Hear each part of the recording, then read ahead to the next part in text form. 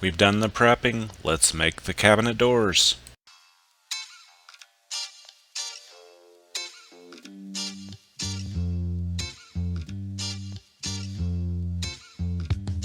So as you can see here, I have a large pile of rail and stiles for door frames, and we're going to route those right now.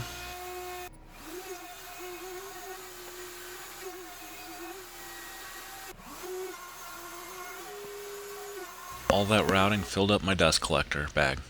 Here is I've went ahead and set the height of my rail bit. It goes with my stile and rail set to the height I need. This height is adjusted for the height of my coping sled and for my piece to go in. Now for me, since I'm cutting with a little bit of a shaker bevel up here, in order to cut this correctly, that edge has to go down into the sled.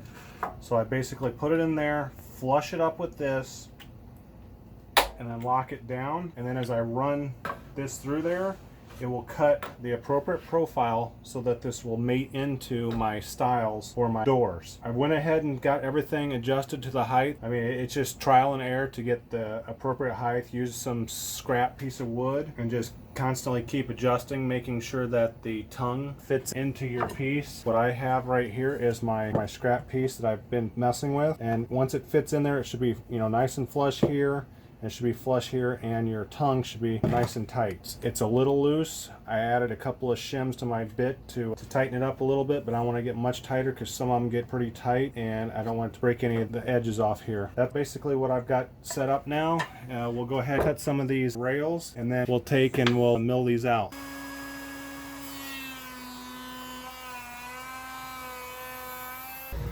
Now what you'll see here is just a little bitty piece of basically how it's a little feathered out, and that's basically how I want it. And when I take it and merge it in here like this, it's a nice tight fit. You end up with beveled edge here, nice tight fit. I went slow and I turned down the RPM on my router so it's moving slower, so it reduces the risk of chip out. It comes out, you know, looking pretty good for a rail.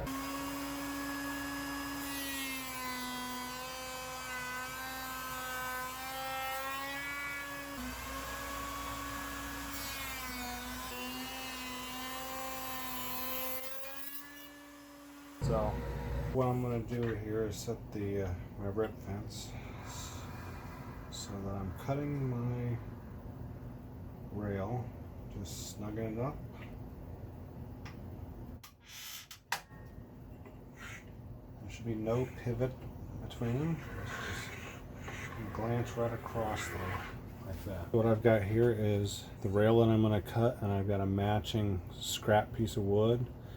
That what I do is I take and I insert that in there. What you see is it actually flushes up with that, so when the router bit cuts, it will actually use that as a backer board and prevent any split out. And then I'll put that in my coping sled, and then when I cut across there, this will hold this right here on both sides from chipping out. What I do is I just put my coping sled up against the fence here. I slide this in there until both boards hit the fence, make sure everything is square, and then walk it down. And then I'm ready to run it through my rail bit.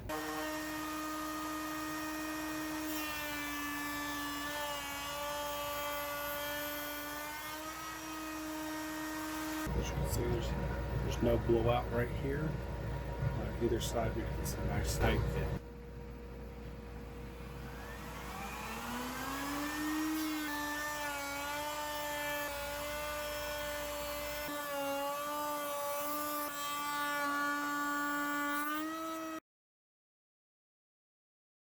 I've got all my frames cut up. I've got all my rails and stiles profile cut. I got all my panels cut.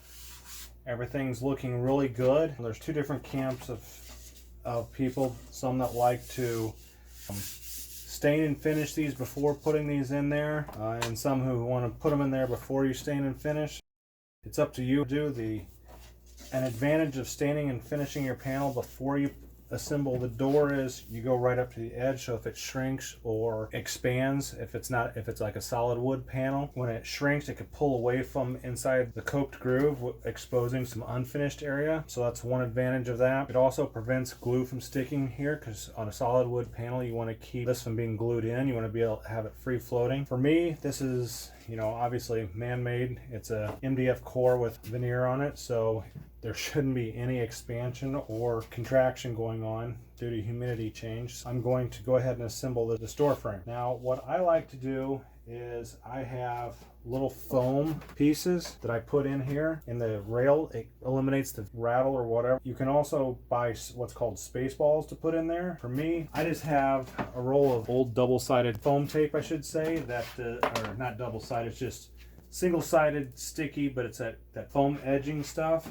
that cut them up so that they're appropriately spaced, and drop them in there. It's just enough to basically cause them to, you want to stay in there so they don't fall out when you assemble it. Sometimes they'll fall out and you just tuck them back in, but overall, you know, it does what it's supposed to do, and that's provide a little bit of a buffer zone between the panel and the actual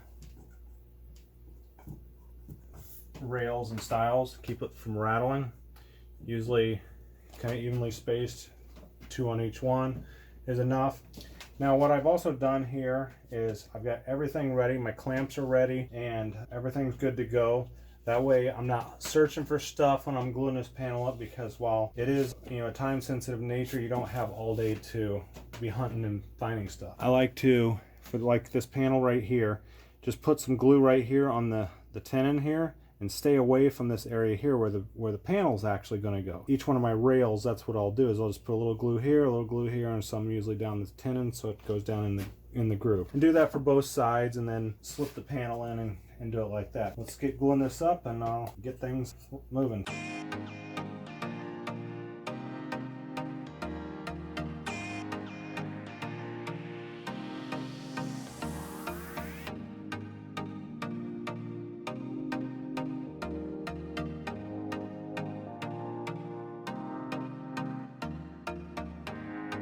What I've got here is just a pair of bar clamps, and I've got some scrap culls here that are lower than this. Since these clamps tend to angle in, this allows me to keep it straight. And to set my clamps up where I can position them right, I tend to line more up here so this corner's exposed, because you'll want to measure that corner to corner to make sure that you're square, and you want to try to get your clamps as straight across as you can, because if you don't, then what happens is it ends up racking it a little bit. So as I start to tighten these up, I'll double check these edges to make sure the rails and the stiles are flush, and if they're sticking one way or another, I'll readjust it accordingly.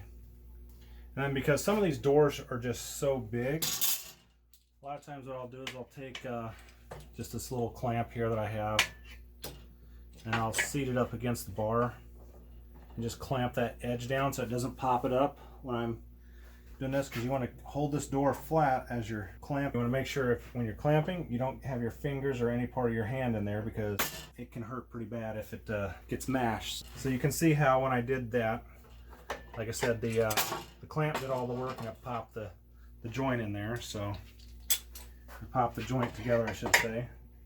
Now let's repeat that process down here. What I'm also doing at the same time is I'm looking underneath here, underneath my clamp, between the door and the clamp, to make sure that there's no light and it's pretty much flat across there. But then what I also do is, one, I'm going to take a paper towel and wipe some of the squeeze off out. Like I said, a little bit of glue will go a long way.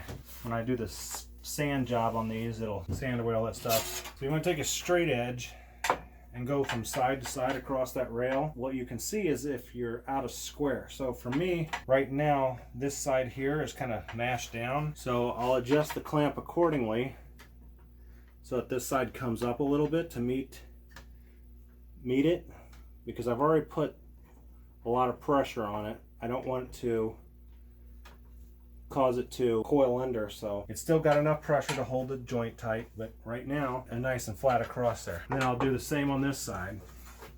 Again, double checking my my joints here to make sure that they're flush, because that's an important step. I'm going to keep your rails flush with ends of your stiles. Then just do a cross diagonal measurement here to check for squareness.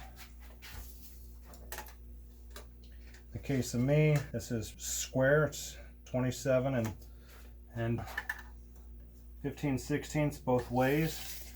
But in the case that you aren't square and say like you're longer one side, your one diagonal is longer, what you'll do is you'll turn the clamp into that and then you'll rack it a little bit and it'll pull it tight. If one clamp is enough, you simply loosen it, adjust the other clamp so that you're kind of racking into that long diagonal, and as you tighten it up, it shrinks that long diagonal to make it more square again. Right now these are perfectly square. Everything's looking good. I'll take one last square look here with my framing square. I trust it, like a lot of squares that I currently have. I know which ones are out of square. This framing square is pretty good. And it's basically, I'm just putting it up here against this and making sure that it's pretty flush along there. It'll show up if you're out of square, but since the diagonal's measured the same, it's going to be pretty square. And that's pretty much it. In about a half an hour or so, I'll be able to pull this out of the clamp and set it aside and do the next one.